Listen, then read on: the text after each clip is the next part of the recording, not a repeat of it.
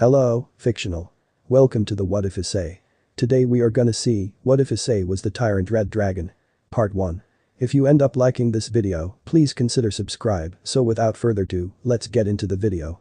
In a room, full of maids and servants, a young woman with blonde hair and with 2 drills is being dressed up to meet someone. The woman, dignified and regal, tells the young woman, "I'm sorry, Ravel. But this may be our best chance." Ravel Phoenix is the young woman, and she's being sent off as a peace offering to someone who's been making a big impact, the Tyrant Red Dragon Emperor. She is nervous about meeting him because supposedly, he slew Cacabial and descendants of the original Satans, with a motley crew of allies. Ravel stands before a magical circle with a symbol of a dragon on it, and Lady Phoenix nervously tells her, "Remember, he has some wives already, so try to stand out." But she does take a slight assurance with her, a magic circle drawn on her back to call for help in case of emergency. The young pure devil nervously swallows some spit and walks into the circle and thinks about the rumors that she's heard. Within moments, she is teleported by the circle, which immediately disappears as it is a one-way trip.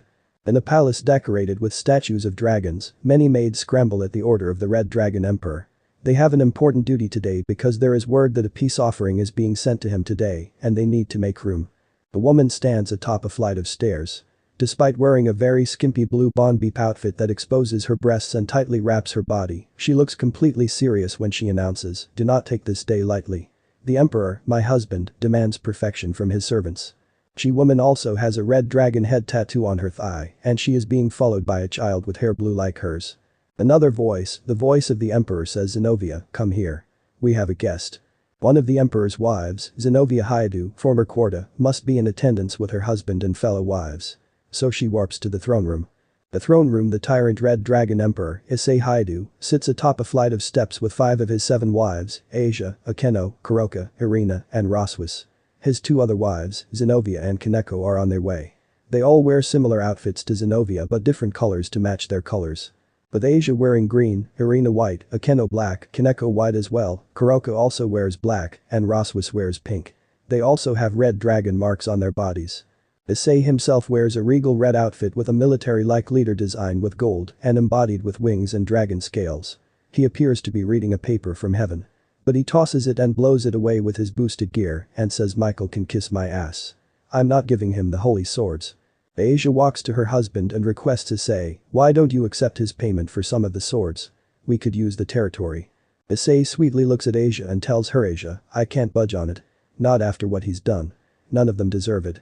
His face looking uneasy, and Irina doesn't say anything for the moment. They've both abandoned the church at this point. Irina then says, after holding it, "In what point is there in having their territory?" Akeno then adds in, "But we could the land Azazel promised us, and he's only asking for some of the holy swords." Issei thinks for a moment and responds, "You're right, Akeno. We could use it, but I'm still not sure." Zenobia and Kaneko both warp to their husband's throne, and he smiles as they join his side. The time has come for the peace offering to arrive. They stand as Ravel warps in the room with the magic circle. She bows to Issei immediately and introduces herself without taking in her surroundings. Issei looks a bit uneasy at having a devil from a noble house in his palace, but he is polite in introducing himself to her.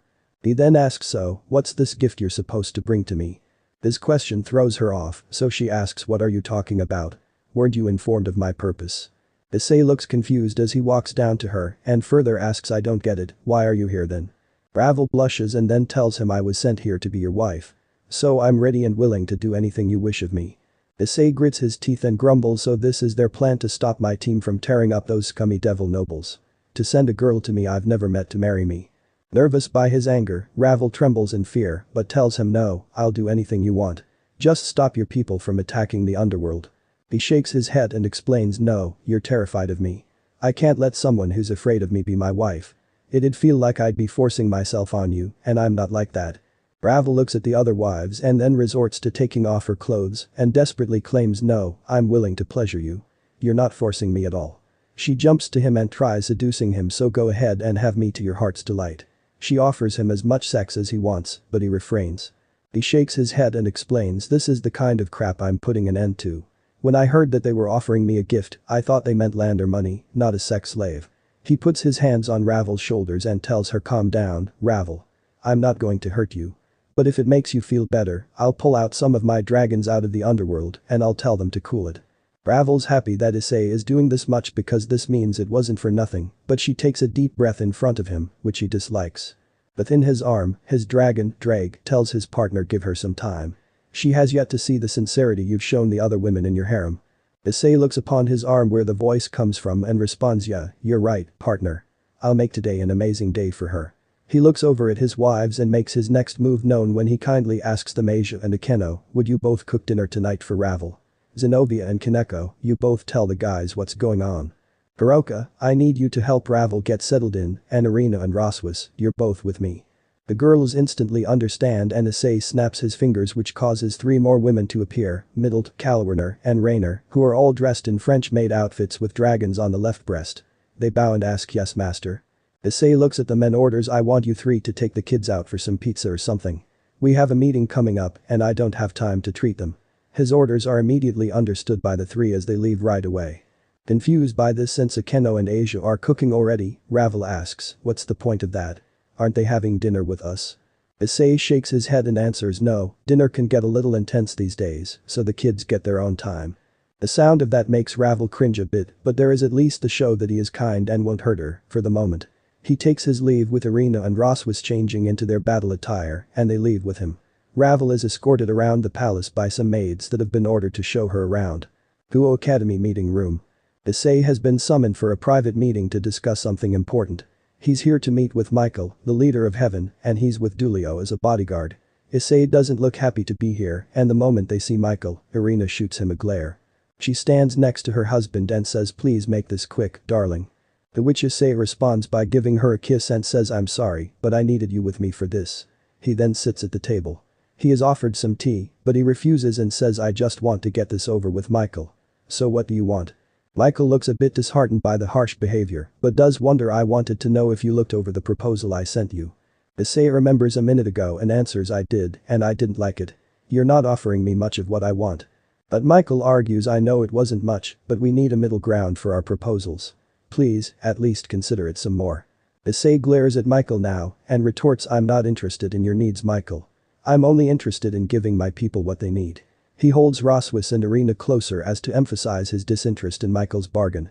Irina then produces a paper with her magic and slides it over to Michael, while stating, we'll only consider surrendering any of the holy swords if you give us the following. Michael takes the paper and reads while wondering, wait, you want us to completely surrender Kuo to you? Roswas nods and explains, we want our dragon faction to have Kuo as its base.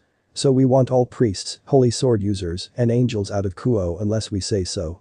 It appears that Michael doesn't like this and mentions, but this town is a neutral meeting ground for all the factions and we have plans to transfer more people here to help.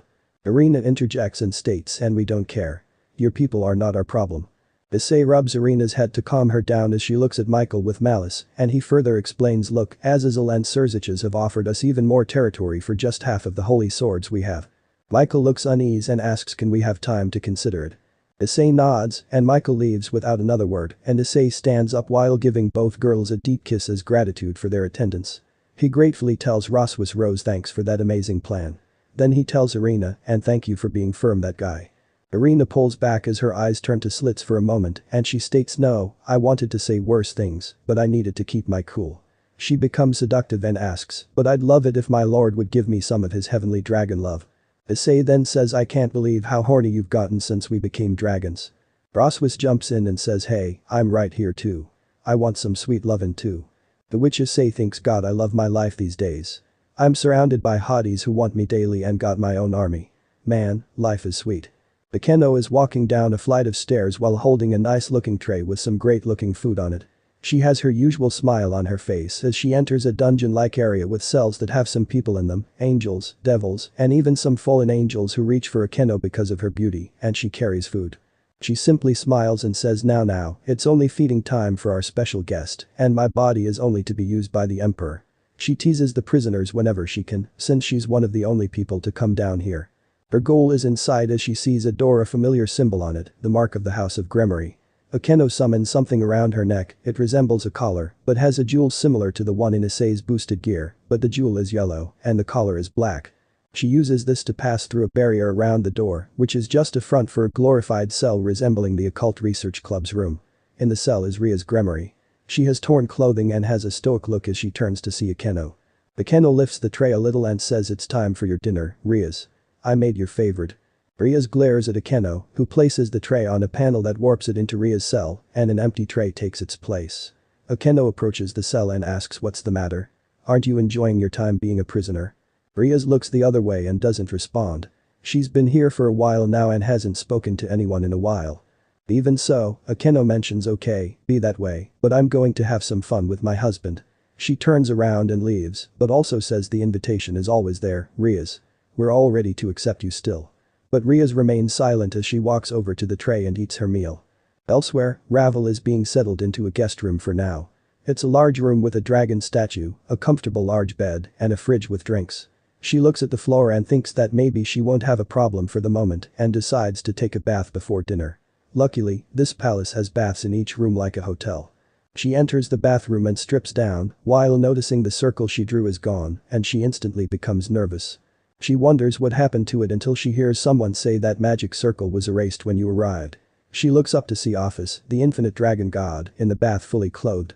She explains no one is allowed to be here with any sort of hidden weapons or magic, so I made that circle to destroy and erase those things. Ravel is annoyed by this since she is now alone with no one to help her out if Issei turns out to be as evil as she has heard.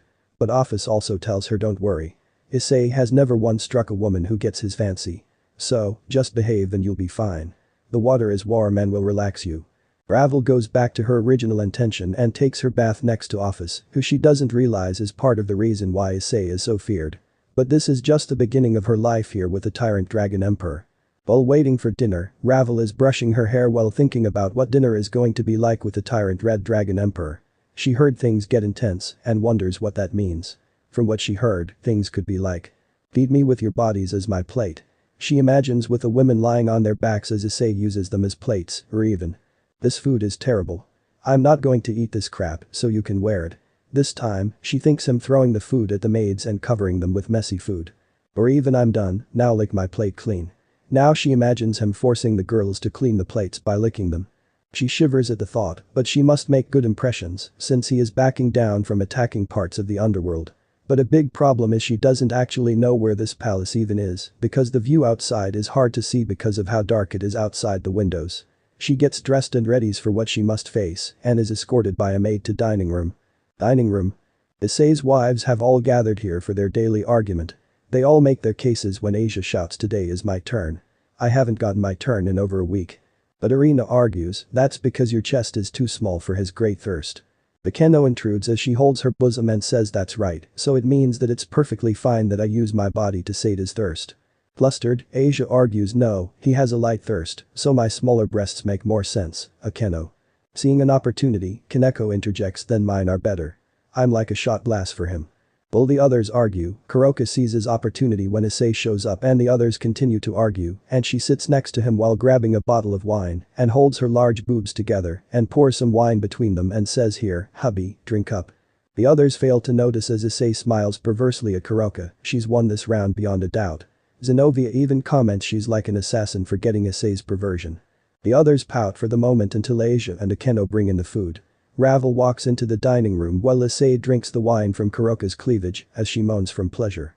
Upon seeing this, Ravel says oh man is this something he makes them do? It's so perverted and gross. She sits down and is presented a plate of food that looks amazing as Asia and Akeno's cooking legendary and they only do it for the entire family on rare occasions. Kuroka picks up chopsticks and feeds Issei herself as he opens his mouth while the other girls watch with jealousy. Now Ravel understands what he meant. The boob chalice aside, the dinner exceedingly well as Ravel drinks and eats the food and Issei is very complimenting towards Akeno and Asia. He is very grateful to them for their cooking and he even makes room for Kaneko to sit on his lap while Kuroka feeds him and of course eats herself. After some minutes of silence and brief conversation, Issei swallows some food and asks so, how did everything go? He refers to his wives' missions he assigned them. Of course, Akeno and Asia are exempt due to how tasty their meal is, but Kuroka mentions, while giving him another bite, I got little Miss Firebird settled into her room. Ravel confirms this by saying it's true, she did show me everything in my room and showed me around a little. Zenobia explains as you requested, I ordered the soldiers to remain on the front lines but don't attack and I called back our more powerful units. Kaneko simply states I told them to kick back or else. Hearing that his wives fulfilled their duties makes him smile and he tells them all I'm really happy to hear that. I thank all of you for being so great at helping me make this faction so great. In fact, he raises a real glass in the air as the girls hold up wine, but Asia and Kuroka have water instead as Issei declares to our faction. They all cheer and share a victorious drink. Ravel is relieved to hear that Issei kept his word to her and eats her meal without any worries. She thinks that she may have misjudged him until dessert. The dessert was made by Asia, cheesecake with chocolate topping and whipped cream. Issei loves this, and he enthusiastically eats it with a happy expression with Kaneko and Kuroka still eating while sitting on his lap, but he eats it so fast that he fails to notice he gets some chocolate on his face. Not letting the opportunity slide, Kaneko licks his face in front of the other girls, making them all jealous. That's when it hits Ravel like a cannonball as she thinks wait. They actually want to jump his gun without being told how horny are these ladies. After dinner is finished, Issei decides to approach Ravel, who fears him less, and asks her, "Did you enjoy your first day here?" Ravel looks unsure when she timidly admits, "Well, I wouldn't say I didn't enjoy it. The food was good and the maids are nice." He simply smiles and replies, "Well, that's a start." After this, a maid rushes into the dining room in a panic and announces, "My emperor, I have a message from one of our returning squads." Issei's demeanor turns serious as he asks what happened. The maid explains, "Some servants from the House of Phoenix have attacked one of our squads. The elites are injured and they're backed into a corner." Confused, Issei asks how my forces should be stronger than them. The maid has no idea as she's just a messenger, and then Issei looks at Ravel with anger and demands to know, "Did you know about this?" Ravel cowers and swears, "No, I had no idea. I swear I didn't, Emperor." Appearing from nowhere, Office admits she's telling the truth. "I placed a spell on her that makes her incapable of lying." Issei nods and then tells her, "Fine, but we're going to talk about this when I get back." To which Ravel looks scared because she has no idea what's going on. Issei then says, "Zenobia, Akeno, and Irina, you're all with me. The others make sure the kids get back here safely. If they're hitting our troops, our kids aren't safe outside the palace." But their duty's clear, they all don normal battle attire with Akeno putting on her Maiko and Irina with Zenobia putting on their former church attire. With some additions, Zenobia conjures her own blue boosted gear with a yellow gem on her right hand, and Irina does the same, but hers is on the left and it's white with a red gem. Braswa summons a crown as her weapon, a white crown with a pink gem resembling a dragon's sacred gear, with spikes that hang over her face like a guard. Asia summons a pair of silver bracelets with green gems that glow like the boosted gear. Kaneko and Kuroka summon belts with chains that wrap around their tails, with Kaneko's being white with a yellow gem and Kuroka's being black and also a red gem. While Akeno summons her collar. The team split up, go their ways. Underworld. Issei and his team move to the underworld immediately with a magic circle and are greeted by a terrible sight. Issei sees his soldiers, warriors wearing armor invoking dragons, lying on the ground. This causes him to become enraged as he stares at his soldiers in a pitiful state and some dead, and he wants payback. He looks over at distance of this wasteland in the underworld and sees the attackers, a group of 15 devils, 1 man and 14 women. He asks, "Which one of you killed my soldiers?" His question not falling on deaf ears, the man approaches and mentions Riser thought they needed punishing. "After all, they work for someone who took Ravel from us." Issei retorts, "I didn't want Ravel as a peace offering. I would have preferred toys for my kids." Riser takes this as an insult to his family and gathers his peerage and declares, "No need to mince words, we're here to take you and end your attacks in the underworld." Now Issei takes this as an insult, and what he does is unconventional, as he summons a throne from the ground and sits while saying, "If you want me, then you'll to take me from this seat." His wives summon their weapons with Zenobia using her Durandal X being forged with help from the dragons. Irina has a katana made from the fangs of different evil dragons. Then, the three of them, Irina, Zenobia, and Akeno, all glow with dark auras. Riser's queen, Hyoudou fires magic at Issei, but it's blocked by Zenobia stepping forward and blocking it with her own boosted gear, and it doesn't even faze her at all. Issei comments, "You're not going to get me as long as they protect me." Akeno shoots her holy lightning at Riser's entire peerage, but this lightning is extremely more dangerous and has a black coloring. They dodge it and scatter around with Irina and Zenobia chasing after them. Akeno ends up fighting with Hyoudou, while Irina and Zenobia split the other 12 as Riser continues to shoot magic at Issei to hit him, but each magical attack is blocked by either Akeno summoning a barrier to protect him or Irina and Zenobia shooting shockwaves with their swords to protect him. Before long, Riser is greeted by a horrifying image. He sees multiple bodies slamming into each other, and then Hyoudou falls from the sky with blank eyes, and her body suddenly catches fire and burns to ash within moments. He looks around and sees that his entire peerage was massacred within minutes of the fight starting. He looks towards the sky and sees 3 dragons, but it's only Issei's wives wearing armor, much like the scale mail he wears, but with alterations. Akeno's is black with bird-like black wings that radiate energy feathers as she floats, and she has a yellow and red aura. Zenovia's is blue, but has a slightly bulkier figure, as her Durandal looks normal in size compared to her armor. Irina's is wide and slimmer and is built more for movement and speed. They all have a black evil aura around them. They are covered in blood from their slain foes and lower down to join their husband. Riser looks afraid as Issei tells him looks like you ain't stopping anything. To which the devil noble falls to his knees and the tyrant adds and I hope Lucifer is going to make this up to me. Before he leaves with his wives in a magic circle after retrieving his soldiers. Alice. It only took a short time for this trip and Ravel barely had time to leave the dining room with her worries weighing her down and she hears Issei's voice saying we're back. And looks to see the three girls carrying bloody weapons and Akeno smells of ash. Ravel's eyes widen when she sees this and asks you didn't. Issei walks up to Ravel and tells her with an ominous look, I'm not going to let anybody attack my crew like that. He explains that it was Riser who attacked his soldiers, but Issei admits I didn't kill your brother, but the others killed his team. Irina, Akeno, and Zenovia all have cold eyes when this is said, like they couldn't care less about what they did. Ravel is beyond words because she knew all of them, and Issei tells her that they're gone, killed in a matter of minutes. But Issei mentions that he's going to want compensation for the attack, and Ravel declares I hate you. Before she runs away from him with tears falling from her eyes. Akeno looks at her husband and kindly asks are you okay with that? Since Issei seems a little shaken by that declaration. But he only replies many people hate me. It's nothing new. As he wonders if the other arrived back with the children. Before too long, the others are gathered with 5 children, all of them are very small, between 3 years old and a few months. The 5 children are Zenovia's, Asia's, Irina's, Akeno's, and Roswis's. Most of them have a piece of pizza in their hands, except the smallest one, Akeno's, as he's being fed with a bottle by Middled. The 3 fallen angels are being protected by the other 4 wives, since they mostly are just personal maids of Issei and his children. Once the children are known to be safe, another ally of Issei's warps into the palace to greet him and immediately asks, aren't we being a little too cautious with the kids, Issei? He looks and sees Volley Lucifer standing next to him. Issei smiles and rebukes when it comes to my kids, nothing is too cautious. Smiling, Volley conveys yeah, I'll let you have that one. With the 2 heavenly dragons present, Drake comes in and asks Albion, how are things in the grove? To which the white dragon answers it's good. We've seen many more dragons birthed. Our numbers are growing by the year. Issei smiles that's great. He says with a big smile. He then tells Volley about what just went down in the underworld and the Phoenix family. Volley shrugs and says you should have let me in on that action. Wishing that he could have let Volley handle that fight, Issei shrugs and reminds him yeah, but I'm just too impulsive at times. Sensing distress in his partner, Drake tells him do not beat yourself for this. Wanting to kill your enemies for harming your men is natural. I would not tolerate it myself. Being snarky, Volley asks oh, got a little trouble paradise. The which Issei explains to his close ally about Ravel and that he had servants of her house killed for attacking his soldiers. Volley steps to the side and assures his comrade don't let that get you down. We're in the business of taking stuff from people. Not exactly a friendly venture. He walks away a little and then remembers oh yeah, did you get Kuroka got pregnant yet? Issei rubs the back of his head and Drake answers oh yeah he did. This causes Volley to grin good. Hopefully it'll turn out to be a good opponent in the future. He says before walking off to get something to eat. Issei wishes Volley wouldn't make plans to fight his kids, but that's Volley's nature for you.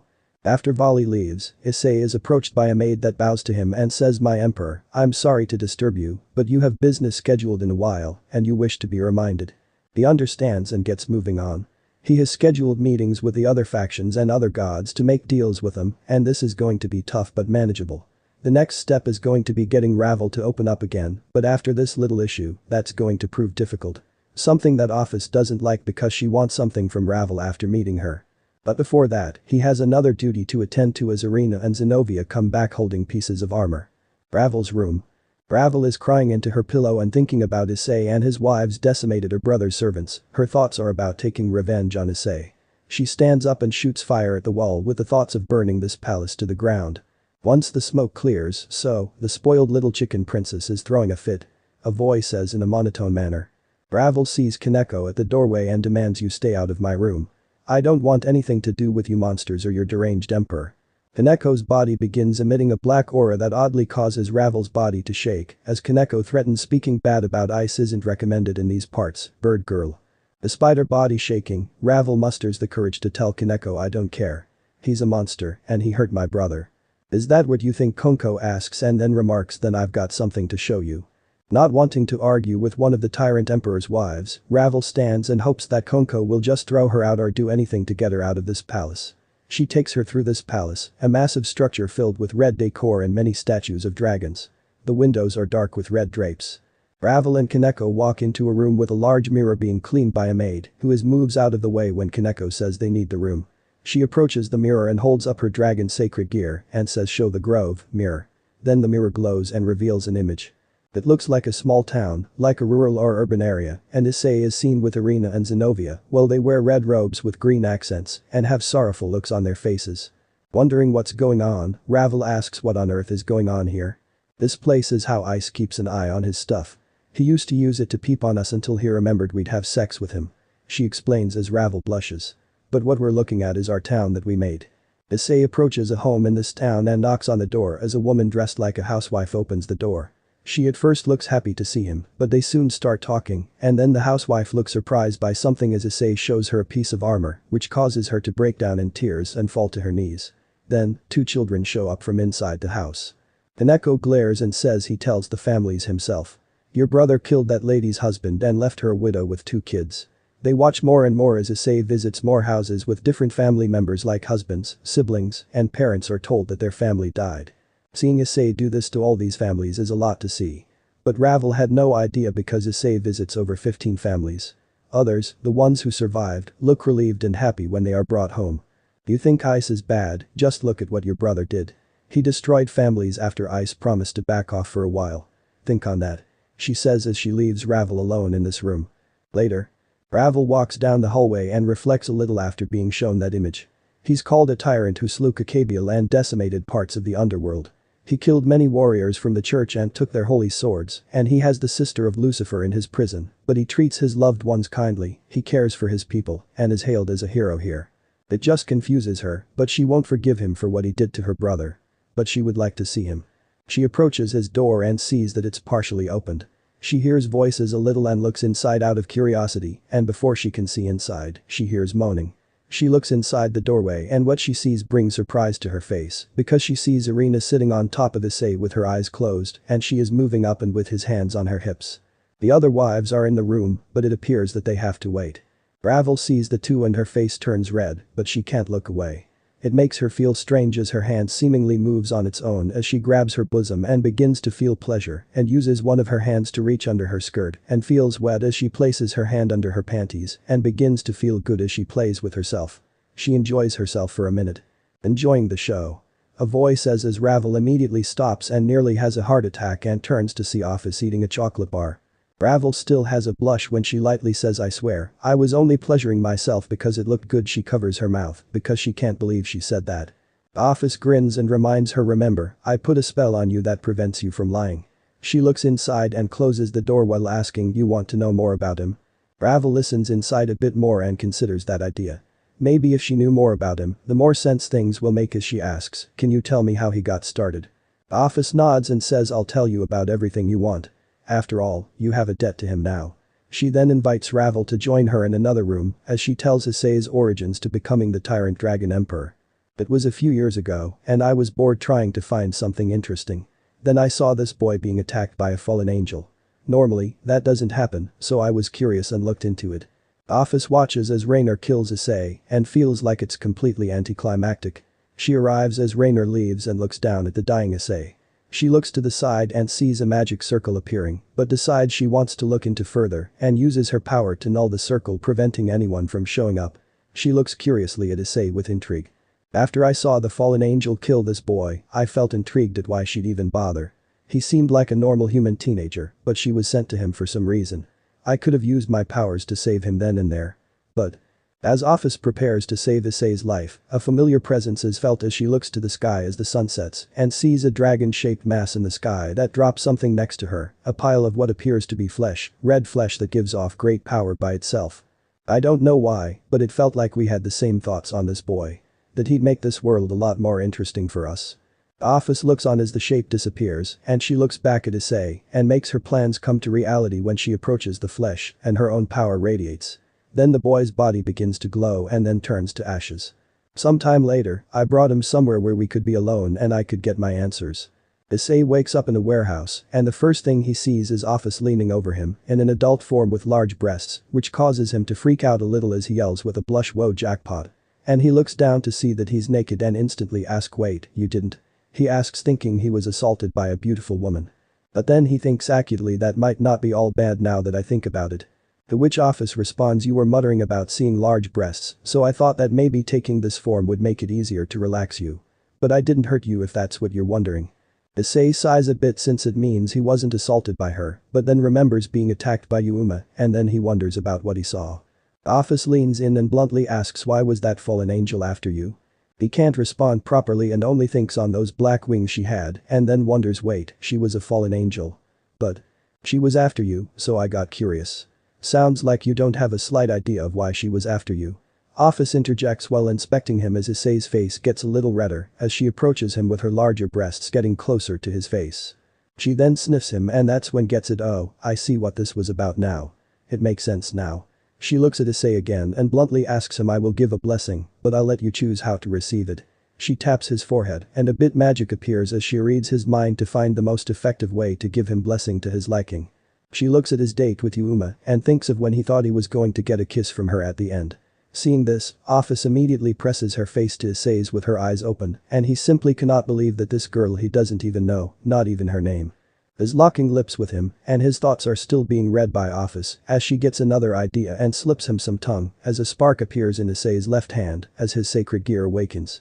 After the process is finished, Office pulls her head away as a bit of saliva still partially connects their mouths a little.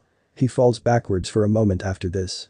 Once he recovers, Office swiftly explains his sacred gear to him so fast and bluntly that he has no time to even think about what just happened. He looks at Office's body and just realizes that a complete stranger gave him his first kiss and what a kiss it was. After all this exposition, Issei waves his hands a bit. Wait, so who are you? You tell me all this stuff, slip the tongue, and now I've got this red gauntlet on my arm. He yells in frustration. Office looks at his hand and says, "I am Office. The dragon in your sacred gear can tell you more about me." Issei lifts his arm and indeed, he hears a voice saying, "Do not drag me into this after waking me so abruptly and rudely, might I add." This shocks Issei, but she did explain to him about his sacred gear. So he just takes a moment to absorb it, but then he wonders something else. He looks at his body and asks, "Then why am I naked?" His voice sounds annoyed and then his stomach rumbles a bit. Office takes a moment and remembers, "Oh yeah. Your new stomach is empty, so I guess you should get some food." While Issei holds his rumbling stomach, he asks, "What do you mean new stomach?" She then tells him, "I made a new body for you instead of healing your old one." His eyes widen as he looks at the supposed new body and isn't inspecting it because it looks and feels like his old one, even that area. To which Office further explains, "This body is far stronger than your old one, but I'll let you figure that out on your own. That way it'll be more interesting." She warps away to get some food for him. Issei looks around to see where he is and sees that he's in a ruined palace-like building without any real indication of where he actually is. He looks at his hand. "Hey, dragon guy, where are we?" He asks the dragon in his boosted gear. "I truly do not know. I was sleeping until a few minutes ago." The dragon, Drag, asks his own question. "Boy, who are you?" Issei introduces himself to his new partner and wonders exactly what this means for him starting now. He's very confused right now because of Office and her blessing because looks over at a stone pillar and wanders to it. He could use his sacred gear to destroy the pillar, but he uses his normal hand and punches the pillar and shatters it easily. It falls over as he looks in shock at his normal hand, realizing that his strength is insane with this new body. Office reappears moments later with a buffet of food, but now she's in her child form, much to Issei's shock. "Why? What happened to your amazing knockers?" is the first thing he says upon seeing this form. She simply explains, "I prefer this form. The other one was just to ease your stress."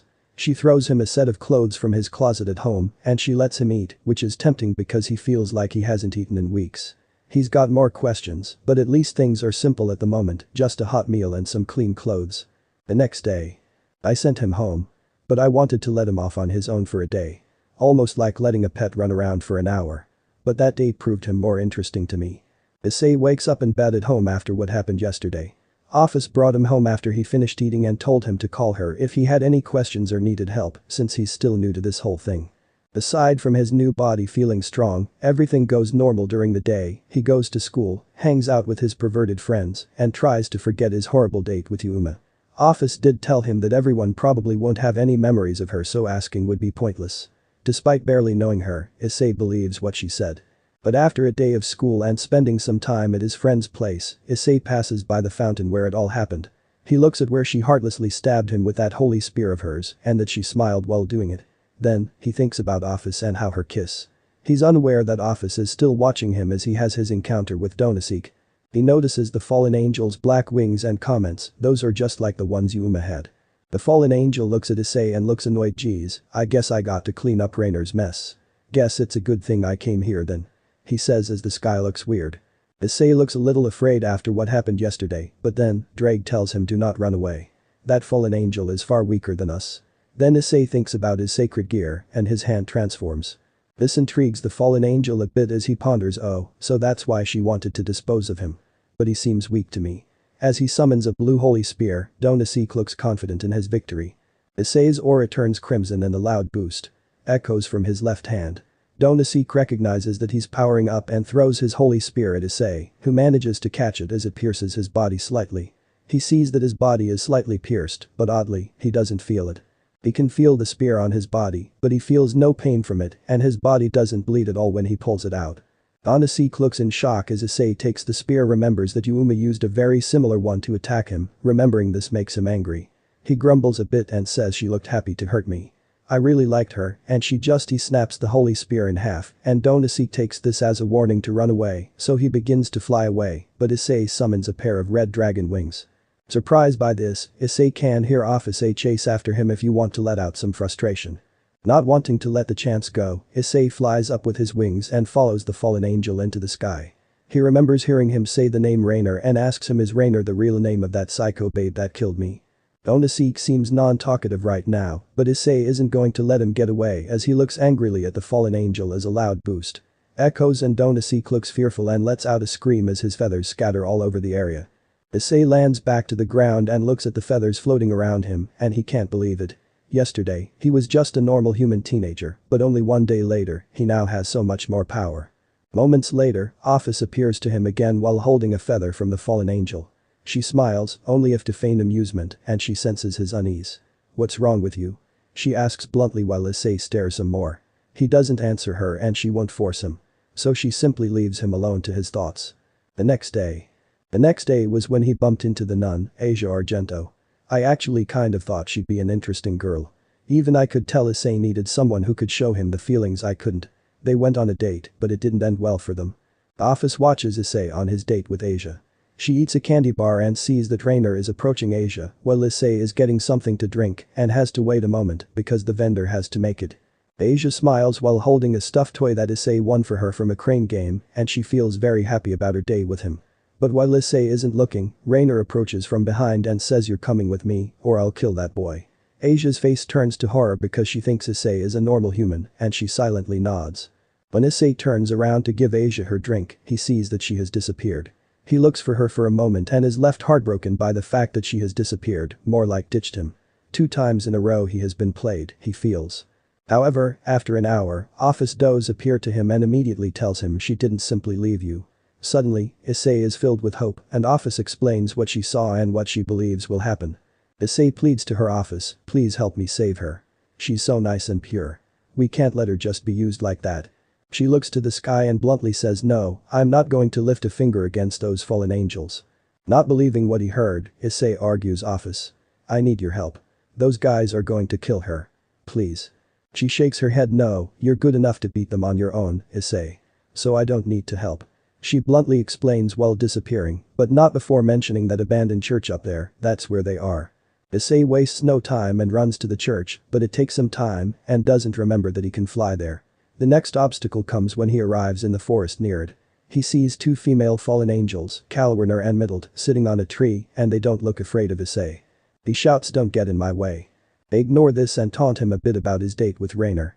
They summon their holy spears and throw them at him, but he easily catches them both and destroys them while declaring, "Stay out of my way." As he runs up to both fallen angels with incredible speed as a loud boost echoes and he punches Calwarner to the ground with her eyes blank, but she's still breathing, and then Issei backhands Middleton, sends her through some trees and knocks her out as well. He runs through to the abandoned church. He defeats everyone with ease that comes to him. I wasn't really there, but I heard that he massacred all but those 3 fallen angels in his panic. But I had my own reasons why I wasn't going to help him yet. Issei was too late to stop the ritual, and Asia died from having her sacred gear stolen from her. He has Rainer by the hair and demands put her back. And then punches the heartless fallen angel. Rainer spits some blood on the ground as she has wounds on her head. I told you, she's dead. She tells him despite her apparent fear. Then, Office appears once again and tells Issei I've taken care of it. She then plunges her hand through Rainer's body but doesn't inflict a wound but pulls out Asia's twilight healing that was stolen from her. Rainer screams in pain from the extraction, but Office bluntly says you live, it wasn't in there long. She then approaches Asia's body and then she summons something from a circle with an infinity symbol on it and Asia's deceased body glows and then turns to ash as a light from her body flies into the circle and Office drops the sacred gear into it. Emerging from the circle is a nude Asia, but her body is emitting a black aura as she begins to open her eyes. Issei runs to her and waits in anticipation for her to wake up. Asia, are you back with me? She looks at his face and utters Issei. He embraces her lovingly and is relieved to have her back with him. Moments later, Rainer plots to escape while Issei is embracing Asia, but Office has other plans as she puts a barrier up around the building. She then produces an unconscious Middleton Calwerner. She turns her attention to Issei and asks him what do you want to do with these 3? Issei looks back at the 3 fallen angels and his gaze makes it clear what he wants. But, he is feeling too happy to have Asia back with him, so he says we're going to make them pay us back. But killing them won't undo what happened to me or Asia. Office nods and tells the fallen angel you heard him. You belong to him and Asia now. Rainer sweats a bit as Office takes her leave, but takes the 3 fallen angels with her. While Issei holds Asia, they hear a loud noise and realize that Asia is starving as she looks embarrassed and he asks her let me guess, you feel like you haven't eaten in weeks, right?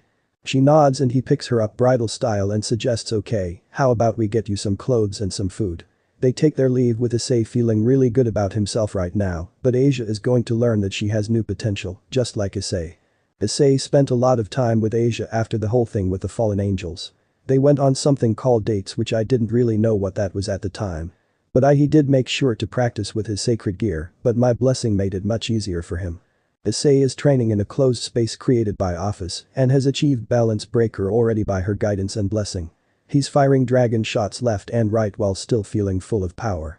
He's wearing his scale mail while training and has been at it for half an hour until his armor fades away from him overusing his power. Asia herself has noticed that possesses a new power that must control, it happened after her revival. Asia stands before a rock that simply sticks out of the ground while summoning her new sacred gear Umbra Fountain as it is her twilight healing, but mutated and now takes the form of silver bracelets resembling parts of a dragon with red gems in the wrists. She places her hands on the rock as black water generates from her hands and dissolves the rock in seconds. After his training is done, Issei walks over and sees Asia training her new sacred gear and politely asks hey, how's the training going, Asia? Asia quickly turns around and tells him Issei, be careful. But she failed to notice a drop of water shoot from her hand while turning, but Issei does and bends over backwards as it barely misses him and melts the ground near his head.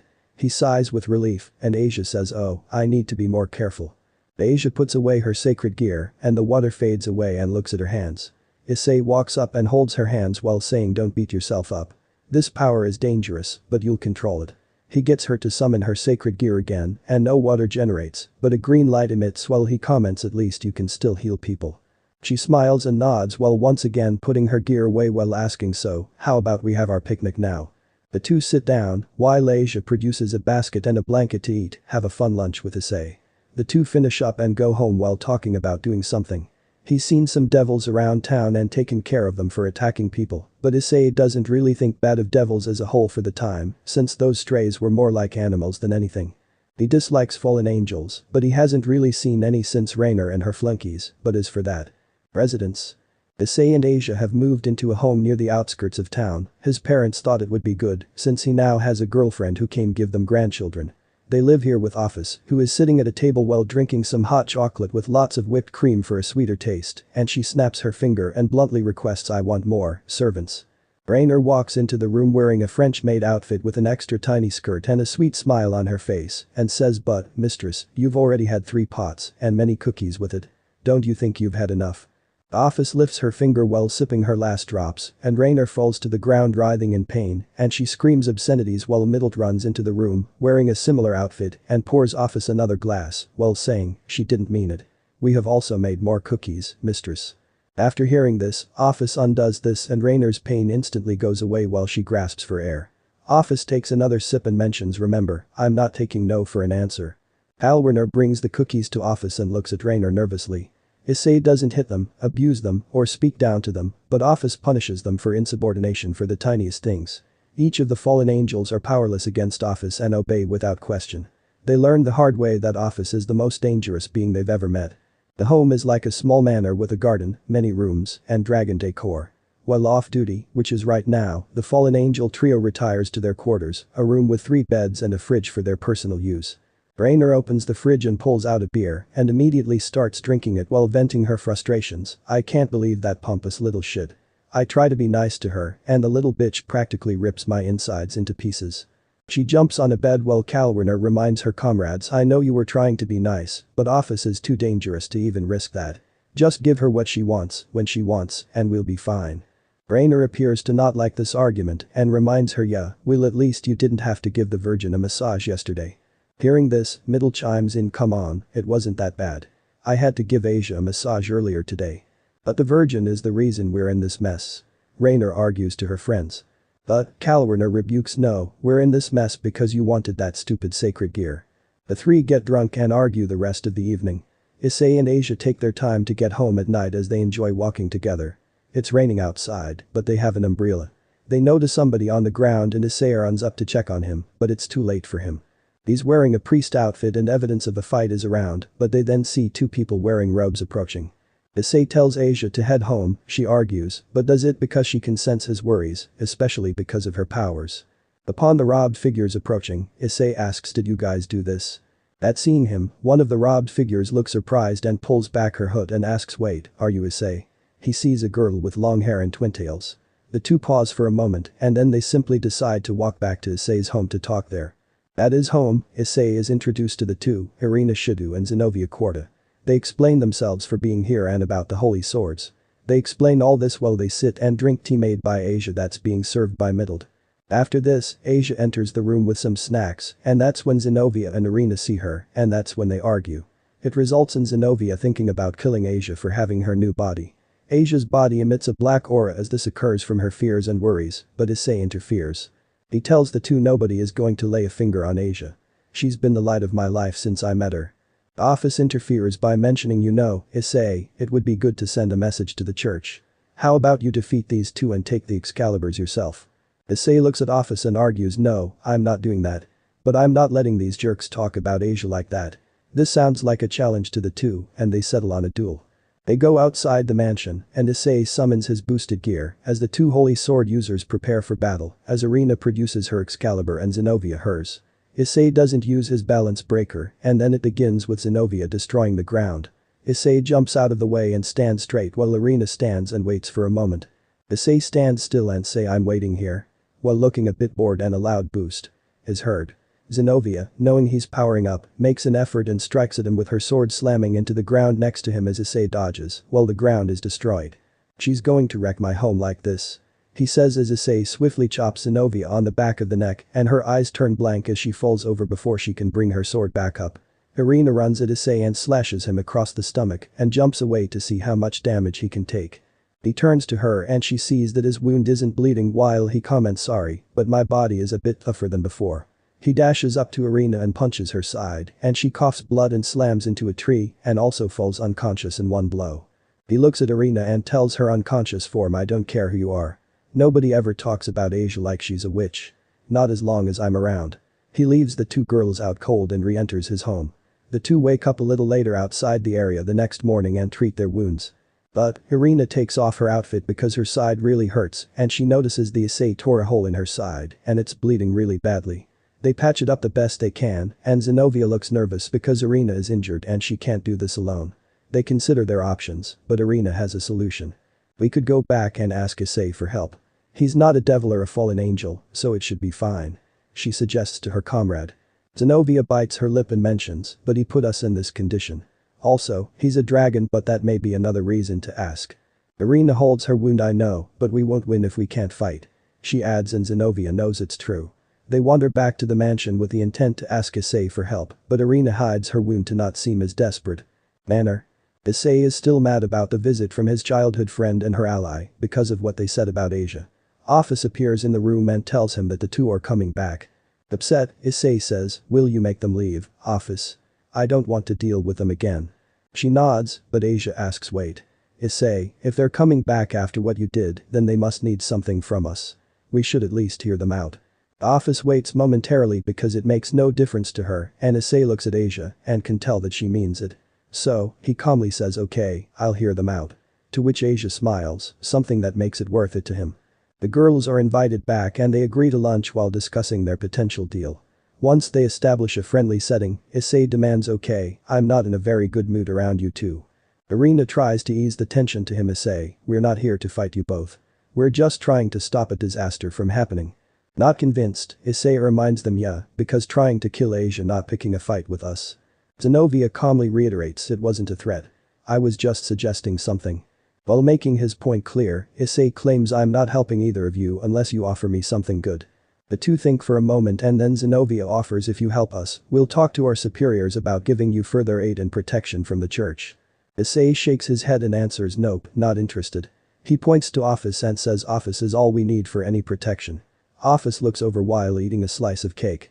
Issei thinks on it and then asks Office hey, what did you say earlier, Office? She warps over and whispers something in his ear and Issei allows Office to make the arrangement and she claims, our help will only come if you allow us to keep half of the Excaliburs. The two exorcists quickly deny that reward and they think hard on it and Zenovia states, our final offer is allow you to keep only one of the holy swords, no more. Office glares a little and states sorry, but we don't work for crumbs. She thinks for a moment again and gives Issei a look while she says but we'll work on our own and if we defeat the enemy, we'll keep the swords for ourselves. The two girls aren't happy about that, but Issei simply stands up and says tough. While they decide to leave the manor for now, Issei looks back and tells Irina I'm really sorry Irina. But I wish we could have worked something out. Knowing they're on a shorter time limit, Irina and Zenovia leave without any hesitation and Office gets an idea. Especially after seeing Irina's wound since she could smell the blood. Later. Issei and Asia are exploring all over Kuo to find any traces of the holy swords that were mentioned by Irina and Zenovia. They look and find someone moving around, Issei's classmate Hyoudou Kiba, and he appears to searching for something. Issei walks up to him and says hey, aren't you from Kuo? Kiba turns around sees him while rudely saying sorry, but I don't have time to chat. I'm looking for something. Curious, Issei then brings up you looking for those holy swords too.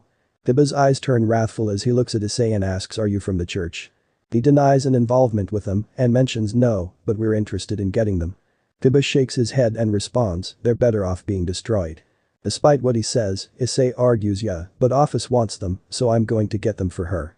While it seems to trouble him, Kiba sighs and summons a bunch of swords while claiming and I can't let you stop me. Issei summons his boosted gear and begins fighting with Kiba, with the latter swinging his sword at Issei like a madman. In Issei's eyes, this guy is stronger than he thought, but pales in comparison to Zenovia's destructive power. Kiba gets a few cuts in that don't hurt Issei at all. But the red dragon says sorry I have to do this you. He then punches Kiba in the stomach. His blow isn't driven by anger like when he fought the two holy sword users and it just really hurts and he still coughs blood from the impact. Issei pulls back his fist as Kiba holds his stomach and he falls over. Asia goes to Issei's side and sees that he has been holding back a lot and understands he only fights when needed. But while they walk, Asia must ask Issei, do you think that it's okay to deny the help of the church? I don't think. Issei turns and hugs Asia before she can speak anymore and simply tells her I won't take favors from anybody that would hurt you, Asia. You're more precious to me than anything they could offer me. Upon hearing these kind words, Asia blushes and simply utters his name. Issei pulls his head back as they look at each other. Asia closes her eyes as Issei begins to lean in for a kiss.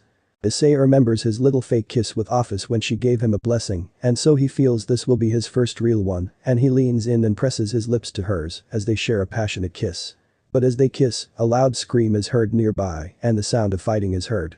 Issei and Asia run as they summon their sacred gears and rush to where the fighting is happening. Battleground. Irina is being held against a tree while a rogue priest, Fried Selzen, holds up and her wound reopens from yesterday. He sadistically looks at her while commenting guess the church is looking to little girls to handle their dirty jobs now. Before anything else can be said, Irina stops moving and Fried shakes her a little. He takes her weapons for himself and says hey, we're making threats here Earth to little bitch. He looks at her body and now realizes that Irina has died from blood loss.